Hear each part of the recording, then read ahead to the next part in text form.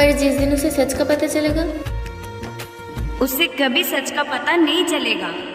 और अगर तुमने उसे बताने की कोशिश भी की तो वो तुम्हारी बातों पे कभी नहीं विश्वास करेगा। देखा है जब से आई लव यू टू।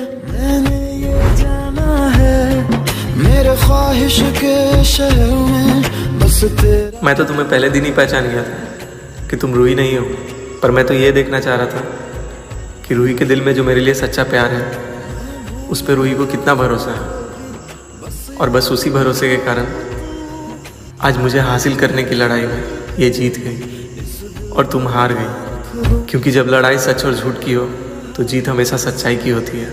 हद से गुजरने की, तेरे नाम से जीने की, तेरे नाम से मरने की।